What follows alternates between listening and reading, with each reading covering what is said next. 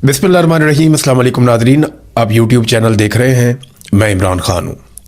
इमरान ख़ान साहब का जो अस्पताल मुंतकली का मामला है वो दोबारा से अदालत में पहुँच गया।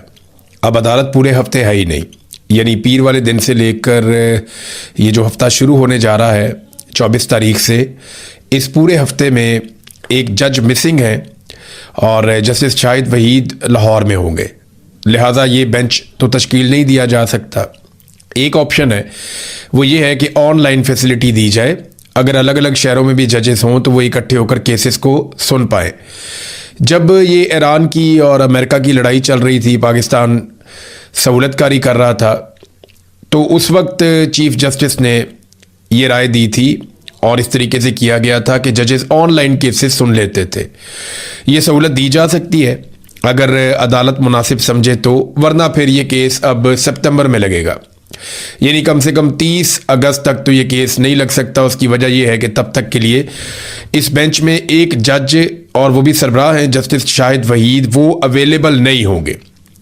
तो पाकिस्तान तहरीक इंसाफ ने एक तौहीन अदालत की दरख्वास्त दायर की है, जिसमें बताया कि अदालत ने जो हुक्म दिया था उसके ऊपर अमल दरामद नहीं किया गया, और जो लोग भी इसके अंदर शामिल हैं या जो लोग भी मुर्तकिब हुए तौहीन अदालत के, उन सबको नोटिस जारी किए जाएँ अदालत की जानिब से, और ये कि अदालत इन्हें ज़ाती हैसियत में पेश होने का हुक्म भी जारी करे। इसमें एक बड़ी इंटरेस्टिंग बात है जो मैं आपके सामने भी रखता हूँ। पहले आप ये देख लें कि पाकिस्तान तहरीक इंसाफ के जो वकील हैं उनका मौक़िफ़ ये है कि हम फौरी तौर पे ये नहीं कर पाते, क्योंकि ये सुप्रीम कोर्ट में एक दरख्वास्त जानी है, तौहीन अदालत की दरख्वास्त है, इसमें बहुत सारे फैक्ट्स हैं जिनको शामिल करना है। तो सुबह तो हमें सिचुएशन पता चली कि क्या हुआ, उसके बाद फैमिली से रब्ता किया गया, फिर एक एक चीज़ पता की गई, सारे फैक्ट्स इकट्ठे किए गए, फिर बहुत सारे जो सहाफ़ी हैं उनके ट्वीट्स और उनकी ख़बरें जो हैं उनको हिस्सा बनाया गया इस पटिशन का। उसके अलावा जो वुज़रा के बयान आते हैं उनको भी हिस्सा बनाया गया इस पटिशन का। तो वो सारी चीज़ें इकट्ठी करके सुप्रीम कोर्ट ऑफ पाकिस्तान में अब पटिशन दायर की गई है कि तौहीन अदालत की है। हुकूमत ने सुप्रीम कोर्ट ऑफ पाकिस्तान के फ़ैसले पर अमल दरामद ना करते हुए, फ़ैसला ये था कि इमरान खान साहब को शिफा इंटरनेशनल अस्पताल में मुंतकिल किया जाए, एक बोर्ड तश्कील दिया जाए डॉक्टरों का, उनके तमाम ज़रूरी टेस्ट किए जाएँ, हिफाजत का पूरा इंतज़ाम किया जाए, और जो बोर्ड है उसमें इमरान खान साहब की बहन और उनके ज़ाती मुआलिज, उन्हें उस बोर्ड में शामिल किया जाए और मुतमईन किया जाए। बच्चों के साथ जो है बातचीत करवाई जाए, फैमिली के साथ जो है मुलाकातें करवाई जाए, चीज़ों को इमरान खान के लिए नॉर्मलाइज किया जाए। ये था जनाब फ़ैसला, और इसके अंदर शामिल किया गया था कि अगली पेशी तक हमें केसों की तफसीलात भी दी जाएँ, मुलाकातों की तफसीलात भी दी जाएँ और बाकी चीज़ें भी हमें प्रोवाइड की जाएँ। तो अब फैसले पे अमल दरामद हुआ नहीं। अब ये केस किस दिन लगेगा इसके बारे में कुछ कहा नहीं जा सकता। वैसे तो ये एक अर्जेंट मैटर है, लगाना चाहे तो एतवार वाले दिन भी लगा सकती है सुप्रीम कोर्ट। नवाज शरीफ के केस भी लगते रहे, हमजा शहबाज के, शहबाज शरीफ के, सबके लगते रहे। क्या इमरान खान साहब को ये सहूलत मिल सकती है, वो ये देखना पड़ेगा। एक बड़ी अजीब चीज़ जो इस केस के दौरान पाकिस्तान तहरीक इंसाफ के वकला ने की या उनसे करवाई गई, वो ये है कि इमरान खान साहब का ये मानना है कि आज तक हमारे साथ जो कुछ भी हुआ उसके पीछे मोहसिन नकवी का एक बड़ा हाथ है। मोहसिन नकवी की आसिम मुनीर के साथ अजीज़दारी है और वो उनके लिए काम करते हैं। आसिम मुनीर मोहसिन नकवी पे बहुत भरोसा करते हैं और उन्होंने तमाम अहम ओहदों पर मोहसिन नकवी को रखा, और उनकी ख्वाहिश के मुताबिक पाकिस्तान क्रिकेट बोर्ड का ओहदा वो भी मोहसिन नकवी को दिया गया। वजारत दाखिला भी मोहसिन नकवी को दी गई। वजारत आला पंजाब एक लंबे अरसे तक के लिए मोहसिन नकवी को दी गई। मोहसिन नकवी को सेनेटर भी बनाया गया, डिफेक्टो वजीर खारजा के तौर पे भी वो काम करते हैं, और आसिम मुनीर के नुमाइंदे के तौर पे पॉलिटिकल पार्टीज़ के अंदर जो कोऑर्डिनेशन का अमल है वो भी वन मैन आर्मी है आसिम मुनीर की। मोहसिन नकवी पॉलिटिकल फ्रंट के ऊपर या हुकूमती मामलात के अंदर मुदाखलत करने के बारे में। तो अजीब बात यह है कि इमरान खान साहब हमेशा ये कहते हैं कि मोहसिन नकवी जिम्मेदार है, जो कुछ भी हमारे साथ हो रहा है उसमें एक मेन जिम्मेदार ये आदमी है। लेकिन पाकिस्तान तहरीक इंसाफ ने इलाज के मामले पर उन्हें क्लीन चिट दे दी है। तौहीन अदालत रेट में मोहसिन नकवी को फरीक ही नहीं बनाया गया, उसका नाम ही नहीं दिया गया। और हालांकि हुकूमत की जानिब से जब पटिशन दायर की गई या नज़रसानी अपील दायर की गई तो उसमें मोहसिन नकवी के ज़ेरे कंट्रोल जो शख्सियात हैं या इदारे हैं उन्होंने वो नज़रसानी अपील दायर की। यानी इस्लामाबाद का जो कमिश्नर है या इस्लामाबाद के जो बाकी लोग हैं या आईजी हैं, ये सारे लोग किससे ताल्लुक़ रखते हैं? ये लोग तो ताल्लुक़ रखते हैं मोहसिन नकवी से, और मोहसिन नकवी के कंट्रोल में है, तो वहां से पिटीशन जाती है। लेकिन मोहसिन नकवी को जो है वो कुछ भी नहीं कहा गया इसमें। अली अमीन गंडापुर साहब भी कहते थे कि मोहसिन नकवी बहुत अच्छा आदमी है, सुहेल अफरीदी भी कहते हैं बहुत अच्छा आदमी है। अब ऐसा लगता है कि जो कानूनी टीम है पाकिस्तान तहरीक इंसाफ की, उन्होंने भी ये तस्लीम कर लिया कि मोहसिन नकवी बहुत अच्छा आदमी है और यही इमरान खान को रिहाई दिलाएगा, क्योंकि अली अमीन ने कहा था सबसे ज़्यादा कोशिश मोहसिन नकवी ने की है।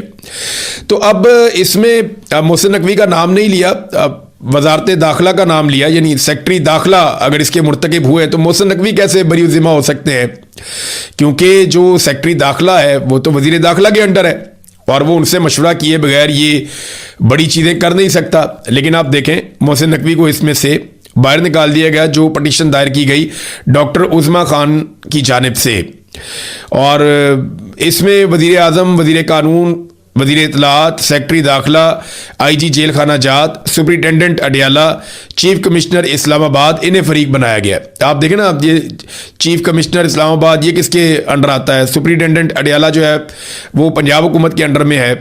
अब इसके बाद आप देखें वजीर आज़म है, वजीर कानून है, वजीर इत्तलात है, सेक्रेटरी दाखिला है, IG जेल खाना जाता है। अब इसमें सवाल ये पैदा होता है कि मोहसिन नकवी किधर है? तो मोहसिन नकवी को जो है वो डेलिबरेटली बाहर निकाला गया। ऐसा हो नहीं सकता कि मोहसिन नकवी का नाम जो है वो शामिल करने का जहन में ना आया हो, किसी के नाम जानबूझकर शामिल नहीं किया गया। तो पाकिस्तान तहरीक इंसाफ को लगता है कि शायद, या उनकी जो पॉलिटिकल टीम है उन्हें लगता है कि शायद मोहसिन नकवी जो है वतन की मिट्टी मुझे एड़ियाँ रगड़ने दे, मुझे यकीन है कि चश्मा यहीं से निकलेगा, पैवस्ता रहे शजर से उम्मीदें बहार रख। तो शायद उन्हें लगता है कि मोहसिन नकवी वही शजर है। फिलहाल तो इन्हें ऐसा लगता है और इनके एक्ट से भी ऐसा ही दिखाई दे रहा है। अब मोहसिन नकवी के जो कारनामे हैं ना वो बड़े खौफनाक है। जब से मोहसिन नकवी को बनाया गया वज़ीर आला पंजाब, उसने वहाँ फस्तायत का बाजार गर्म कर दिया, जो मारा, लोगों को तबाही फेरी, चादर और चार दीवारी का तकद्दुस पामाल किया। इस शख्स ने देखा ही कुछ नहीं, जबरी गुमशुदगियों के अंदर शामिल रहा, हर जुल्म इसने किया। और इसका बड़ा एक फेवरेट आदमी था उस्मान अनवर, अभी इसको ले गए FIA में हेड बना के। तो इन्होंने मिलकर बड़ी तबाही फेरी थी, मुझे अच्छी तरह याद है। जुल्म और बर्बरियत के हर मैदान में ये सबसे आगे थे। फिर जनाब मोहसिन नकवी ने पूरा का पूरा इलेक्शन पंजाब का चोरी करवा दिया, इलेक्शन कमीशन के साथ मिलके, और उसको भी कंट्रोल किया। फिर मोहसिन नकवी को PCB का चेयरमैन लगाया। हालत आपको बताता हूँ, पाकिस्तान की टीम अभी इंग्लैंड में आई हुई है और ये पिछले 50 साल की यानी आधी सदी की सबसे बदतरीन टीम करार दी गई है बैनुल अक़वामी मीडिया में। यानी ये एयरवाई का एक मेरे पास स्क्रीनशॉट है, इसको आप देखें तो ऊपर लिखा हुआ है पाकिस्तानी टीम इंग्लैंड जाने वाली निस्फ सदी की बदतरीन टीम करार। बदतरीन टेस्ट मैच हारे हैं ये, लगातार इनकी ऐसी दुर्गत बन रही है, क्रिकेट का बेड़ा ही गर्क कर दिया। जो पर्चियां खिला खिला के इन्होंने सत्यानाश कर दिया क्रिकेट का। और अपने कुछ थोड़े से वो रखे हुए हैं कमेंट्रेटर जो बोलने वाले हैं, वो न्यूट्रल तज्जिए नहीं करते। मोहसिन नकवी जिस प्लेयर को कहता है ये मेरा बच्चा है, उसकी गेम उठा देते हैं पकड़ के। ऐसे ऐसे लड़कों को क्रिकेट खिला दी जिन्हें सारी जिंदगी कभी मौका ही नहीं मिलना था। ऐसी ऐसी पर्चियां लेके आ गए क्रिकेट के मैदान के अंदर, और जो बेचारे खेलने वाले थे उनको वो मैचेस खिलाते हैं जहां पे कोई इम्कान नहीं होता, और सारी शिकस्त उनके ऊपर डाल के उनको फारिग कर देते हैं। बड़े टेक्निकल तरीके से इन्होंने पाकिस्तान की क्रिकेट को बर्बाद किया और बर्बाद करके यहां तक पहुंचा दिया। पाकिस्तान के जो अमनो अमान के हालात हैं, मोहसिन नकवी ने कमाल होशियारी के साथ बेड़ा ही गर्क करके रख दिया। आज बलूचिस्तान भी जल रहा है, खैबर पख्तूनख्वा भी जल रहा है, आज पंजाब के जो जनूबी इलाके हैं वहाँ की हालात आपके सामने हैं। आप कश्मीर में चले जाए तो कश्मीर भी जल रहा है। तो ये आग मोहसिन नकवी साहब के होते हुए लगी है, और मोहसिन नकवी साहब की नाअहली और नालायकी की वजह से लगी है। और यही नालायकी है, यही नाअहली है जिसकी वजह से मोहसिन नकवी साहब को हर थोड़े अरसे के बाद कोई ना कोई नया ओहदा या अवार्ड दे दिया जाता है। अब सदारती अवार्ड के लिए भी इनको नामजद कर दिया गया है, तो बहुत ज़रूरी है कि इनको सदारती अवार्ड दिया जाए। और उसके पीछे जो सबसे बड़ी वजह है वो यही है कि जनाब की खिदमत ही बहुत ज़्यादा है। पाकिस्तान का हर शोबे में सत्यानाश हो ही नहीं सकता था अगर मोहसिन नकवी जैसा हीरा वहाँ पे मौजूद ना होता। तो नाज़रीन, पाकिस्तान तहरीक इंसाफ जैसे जैसे एहतजाज के सिलसिले में आगे कोशिशें कर रही है, इसमें अभी सुहेल अफरीदी साहब कुछ और अजला का खैबर पख्तूनख्वा में दौरा करेंगे, लेकिन मैं आपको अभी भी गारंटी दे रहा हूँ वो काम जो इमरान खान ने कहा था वो ये आज भी नहीं कर रहे। मैं आपको लिख के देने के लिए तैयार हूं, ये 1-1.5 लाख से ज्यादा बंदा नहीं निकाल सकेंगे और इस्लामाबाद में बहुत थोड़े बंदे जाएंगे। मैं लिख के देता हूं आपको। वजह यह है कि सुहेल आफरीदी ने स्ट्रीट मूवमेंट पे काम ही नहीं किया। वो जो इमरान खान साहब ने स्ट्रीट मूवमेंट का कहा था ना, गली मोहल्ला हर नुक्कर हर जगह इनके नुमाइंदे जाने चाहिए थे, हर हर घर तक पैगाम पहुंचना चाहिए था, लोगों की रजिस्ट्रेशन करनी चाहिए थी, बड़े पैमाने पर लोगों को इकट्ठे करते और फिर एक सैलाब इंसानों का लेकर चलते, वो बड़ा शानदार काम हो जाता। मोमेंटम बना हुआ है। लेकिन ये कर क्या रहे हैं? ये करते ये हैं कि जाके किसी एरिया के अंदर थोड़ा सा मेला लगा के आ जाते हैं। अभी ये जहां जाएंगे बतौर वजीर आला जा रहे हैं। इमरान खान की जो हालत है, लोग उससे प्यार करते हैं, लोग निकलेंगे, शोर मचाएंगे, लोग नारे लगाएंगे, सब कुछ करेंगे, लेकिन ग्राउंड पे प्रैक्टिकली ये लोग कुछ भी नहीं कर रहे। क्योंकि मुझे लगता है कि अभी भी इनके दिमाग में ये है कि कोई ना कोई हल निकल आएगा और अदालत 1-2 हफ्ते के अंदर हमें किसी ना किसी किस्म का कोई रिलीफ दे देगी। इमरान खान साहब को हम अस्पताल में शिफ्ट करवा के अपने एहतजाज को मौखर करवा पाएंगे। आगे फिर 1-1.5 महीने के बाद सर्दियां आ जाएंगी, फिर मामला टल जाएगा और फिर हम देखेंगे कि मौसम बहार के बाद क्या करना है, फिर बजट आ जाएगा। तो इसी तरह ये जो है वो साल के बाद 1 साल और पूरा करवा देते हैं कमाल चालाकी के साथ। अचकज़ई साहब ने एक बात की है, बात ठीक है, और उन्होंने कहा जी कि पीटीआई के लोगों को जो है वो अचकज़ई साहब ने आड़े हाथों लिया। उन्होंने कहा कि इमरान खान ने जब कहा एस्टेब्लिशमेंट से बात नहीं करनी, तो आप लोग क्यों बात करते हैं? आप लोग कुरान पाक पे हलफ दें, मैं भी हलफ देता हूं कि आइंदा कोई भी बंदा एस्टेब्लिशमेंट से बातचीत नहीं करेगा तो हमारी कामयाबी यकीनी हो जाएगी। और अब तो पीटीआई और तहरीक तहफ़्फ़ुज़ पाकिस्तान और इमरान खान की बहनें सोशल मीडिया सब एक पेज पे हैं।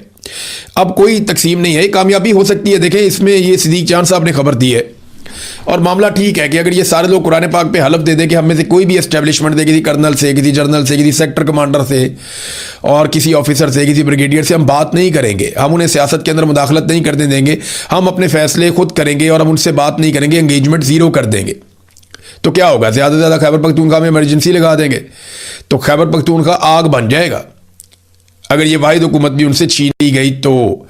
लेकिन अगर ज़्यादा ताख़ीर करते चले जाएंगे, इसी तरह कमज़ोरी दिखाएंगे, तो एक दिन इमरजेंसी लग जाएगी और कोई भी नहीं निकलेगा। लोगों को अपने कामों से ही फुर्सत नहीं होगी और लोग इन पे भरोसा ही नहीं करेंगे। ये बात सब अच्छी तरह जानते हैं और यही नतीजा निकलता है जब आप प्लानिंग के साथ नहीं चलते। ये एक और फैसला किया हुकूमत ने, और ये फेडरल गवर्नमेंट ने किया कि रावलपिंडी में 6 महीने के लिए फ़ौज तैनात करने का फैसला किया गया है। ये आइन का आर्टिकल है 245, उसके तहत ये सहूलत दी गई। पाकिस्तान की फ़ौज की 3 कंपनियां 6 माह के लिए रावलपिंडी में तैनात रहेंगी। महकमा दाखिला पंजाब ने दरख्वास्त की थी, वफाकी काबीना ने रावलपिंडी में फ़ौज की तैनाती की मंजूरी दे दी है। फ़ौज जो है वो हसास मकामात और अहम शाहराहों पे सिक्योरिटी के इंतजाम को संभालेगी। अब ये क्यों किया जा रहा है? अगले महीने पाकिस्तान तहरीक इंसाफ ने अपनी एहतजाज की कार्रवाइयाँ करनी है, तो वो पुलिस जो है उसके अंदर वो दमखम नहीं है। पुलिस जो है वो बहुत लड़ी है इससे पहले भी, तो इस मरतबा वो फ़ौज को भी लेकर आ रहे हैं कि फ़ौज की एक डेटरेंस होती है, लोग रुक जाएंगे। लेकिन याद रखिएगा, लोग 40,000 50,000 लोग होंगे तो फिर तो कोई फ़र्क नहीं पड़ेगा। लेकिन अगर लोग 2-4 लाख 5 लाख 7 लाख लोग 10 लाख लोग, जैसे वो कहते हैं मिलियंस में हम आ जाएंगे, अगर उस तरह लोग निकल आए और वो चल पड़े इस्लामाबाद की जानिब से, तो फ़ौज एक क्या पूरे खित्ते की फ़ौज भी मंगा लेंगे तो वो नहीं लड़ेगी अवाम के साथ। कोई ऐसे पब्लिक के साथ नहीं लड़ता। नाज़रीन, आपको एक और बड़ी अजीब चीज़ मैं दिखाता हूँ, है बड़ी इंटरेस्टिंग, आप इसको बड़ा इंजॉय करेंगे। आप ये देखें कि शहबाज शरीफ साहब ने कहा कि फील्ड मार्शल के साथ मिलकर, फील्ड मार्शल कौन है? आसिम मुनीर। फील्ड मार्शल के साथ मिलकर शाहराए चमन तामीर कर रहे हैं।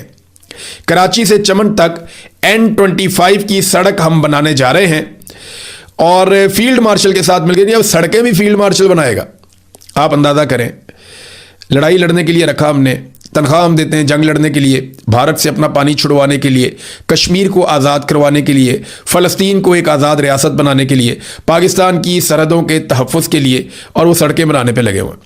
और वज़ीर आज़म बड़े फ़ख्र से कह रहे हैं कि मैं और फील्ड मार्शल मिलके सड़क बना रहे हैं। और वे कहते हैं मैंने और फील्ड मार्शल ने आपस में मशवरा करके फ़ैसला किया कि पेट्रोल की कीमतों के इजाफे को N25 जैसे तरक्याती मनसूबों पर खर्च किया जाए।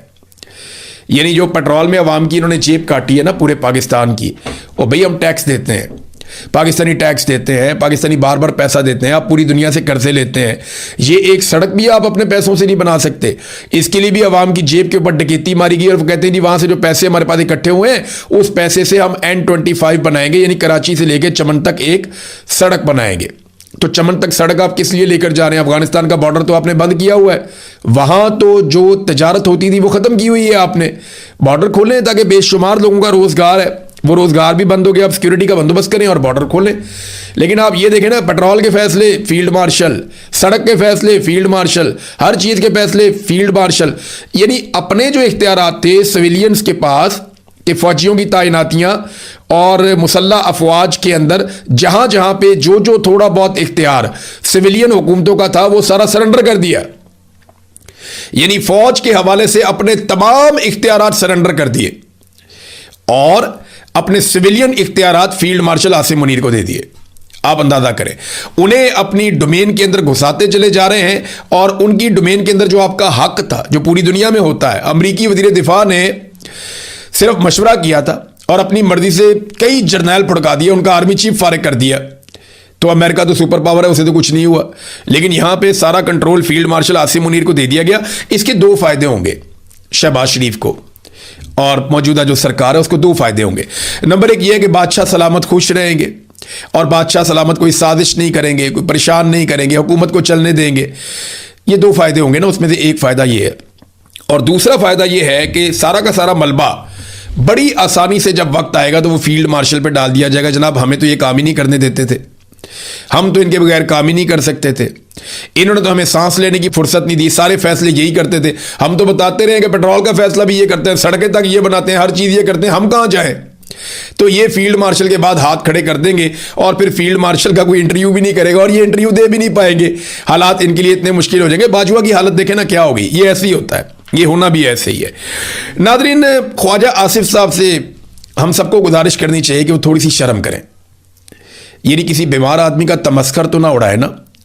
अच्छा और बुरा वक्त सबके ऊपर आता है और आप हमेशा, आपकी जो तारीफ है सियासत की वो ये है कि आपके एक हाथ में हमेशा बूट रहा आपके बुजुर्गों के ज़माने से और दूसरे हाथ में आपके पॉलिश और ब्रश। इसके अलावा आपकी कोई सियासत नहीं है। दो चार तकरीरें आपने इजाज़त लेके सख्त की हुई हैं, लेकिन उसकी माफ़ियाँ भी आपने मांगी हुई हैं और इसी बुनियाद के ऊपर आप अभी तक इक़्तिदार के अंदर बैठे हुए हैं। हर सीट आप हर मरतबा किसी आमिर से मिन्नत करके, तरला करके भीख में लेकर आते हैं और इमरान खान का तमस्कर उड़ा रहे हैं। जो आदमी 9 महीने से कैद तन्हाई में है। कैद तन्हाई होती भी क्या है इसका अंदाजा है आपको? आपको 5 दिन के लिए कैद तन्हाई में डाला जाए ना तो आपकी चांगड़े नहीं बंद होनी। आपको अंदाजा नहीं है वो क्या चीज़ है। कैद तन्हाई जो है वो इंसान को ज़हनी तौर पे मफलूज और तबाह कर देती है। आप एक ऐसे आदमी का मजाक उड़ा रहे हैं जो आप सबसे मजबूत और मकबूल है, वो अल्लाह पे भरोसा करके लड़ रहा है और उनसे लड़ रहा है जिन्होंने माजी में आपको भी मारा है। लेकिन आप लोगों को शर्म ही नहीं आ रही, ना कोई शर्म आ रही है, ना कोई हया आ रही है। ख्वाजा साहब, मुझे नहीं लगता यार ये ठीक हो सकते हैं। यानी इनको जितने झटके लगे हैं ना, ये कभी ठीक नहीं हुए, ये आइंदा भी ठीक नहीं हो सकते। इनका कोई इलाज नहीं है। इनका एक ही इलाज है कि अवाम इनको सियासत से निकाल के बाहर फेंक दे और फिर इनको दोबारा कभी वापस ना आने दे। नाजरीन, एक और खबर है और वो है इंटरनेशनल न्यूज़ है, ख़ास तौर पे उसका ताल्लुक इसराइल के हवाले से है। मैं अगले वीलॉग में आपको वो बताऊंगा, लेकिन एक और कारनामा आपको मैं मौजूदा हुकूमत का बताता हूं। आप हैरान हो जाएंगे ये कैसी हुकूमत है। चीनी के हवाले से ये पॉलिसी बनाते हैं ये हुकूमत और ये फैसला करते हैं कितनी चीनी रखनी है, स्टॉक में कितनी है, रेट क्या होगा, ये करते हैं ना। तो आप देखें पिछले साल हुकूमत ने 7,50,000 टन चीनी बाहर से इंपोर्ट की थी। 7,50,000 टन, ठीक ठाक, बहुत सारी चीनी बाहर से इंपोर्ट कर ली थी। जब इन्होंने इंपोर्ट की थी तो उसका फायदा पहुंचा इंपोर्टर्स को। पहले शॉर्टेज पैदा की गई, मार्केट में कीमत बहुत ज्यादा बढ़ गई। जब मार्केट में कीमत बहुत ज्यादा बढ़ गई तो फिर चीनी बाहर से इंपोर्ट कर ली गई और फिर चीनी की कीमत में 50 रुपए तक का इजाफा भी कर दिया गया। फिर हुआ यह कि जनाब हुकूमत का इदारा है TCP, उसने पूरा जोर लगाया कि चीनी उनकी ताजर खरीदें और वो बेचें मार्केट में, लेकिन हो नहीं पाया। जो चीनी पहले से स्टॉक मौजूद था वो स्टॉक बिकना शुरू हो गया। यानी पहले इजाजत दी चीनी बाहर एक्सपोर्ट कर दो, तो यहां पे जो बड़े बड़े मिल ओनर हैं, बहुत ताकतवर लोगों, उन्होंने एक्सपोर्ट करके बहुत पैसा बना लिया। यहां पे शॉर्टेज होगी, कीमत बहुत ज्यादा होगी, अब बाहर से इंपोर्ट कर दो। 7,50,000 टन मंगवा ली, अब वो बिकी नहीं पाकिस्तान में, कीमत पाकिस्तान में बढ़ती गई। अब दोबारा से कह रहे हैं जनाब कि ये चीनी हमने दोबारा से जो मंगवाई हुई है, जो इंपोर्ट की हुई है, उसी को दोबारा एक्सपोर्ट कर रहे हैं, नहीं उसको बेचना चाहते हैं। इसमें फिर नुकसान हो रहा है। आप अंदाजा करें, इनके लिए खेल है। पहले चीनी की किल्लत पैदा करो, अपनी चीनी बाहर बेचो, यहां पे कीमत बढ़ जाएगी। फिर बाहर से चीनी मंगवाओ महंगी, उसमें भी कमीशन खाओ। फिर उस चीनी को पाकिस्तान में बेचो, अब वो चीनी बिक नहीं रही, दोबारा से नया स्टॉक आ गया, चीनी पाकिस्तान में बढ़ गई है, अब जो आपने मंगाई हुई थी उसको दोबारा बाहर दुनिया में बेचो, उसमें फिर मुनाफा कमाओ, उसके अंदर फिर से आप अपना कमीशन कमाओ। पैसा इनके बाप का तो नहीं है ना, बिल तो पाकिस्तान की आवाम भरते हैं, कीमत तो पाकिस्तान की आवाम चुकाते हैं। आप अंदाजा करें, इतनी नाकस हिकमत अमली है कि इनको इतनी समझ नहीं है कि कौन सी चीज पाकिस्तान में मंगवानी है और कौन सी चीज पाकिस्तान से भिजवानी है। बेड़े ही गर्क किस्म की इनकी मईशत है। और मैं आपको ये बात स्पेसिफिकली इसलिए बता रहा हूं कि ये कारोबार तो शरीफ और जरदारी खानदान खुद करते हैं। ये सारा चीनी का धंधा हुक्मरानों का है, एस्टेब्लिशमेंट का और हुक्मरानों का कारोबार है चीनी का। तो आप जरा एक लम्हे के लिए सोचिए कि जो इनका अपना कारोबार है उसमें अगर इनको समझ नहीं आ रही कि कैसे पॉलिसी बनानी है, तो फिर या तो ये बहुत नालायक है, बेवकूफ है, या ये बड़े होशियार है। ये अपने कारोबार के अंडे और बच्चे दिलवा रहे हैं और बेशुमार पैसा वहां से कमा रहे हैं। तो चीनी का धंधा इन्होंने हुकूमत में बैठ के किया और 3-4 तरीके से पैसा बनाया। पहले बाहर भिजवा के, फिर बाहर से मंगवा के, फिर मंगवाई हुई को दोबारा बाहर भिजवा के, और हर दफा इन्होंने कमीशन निकाला।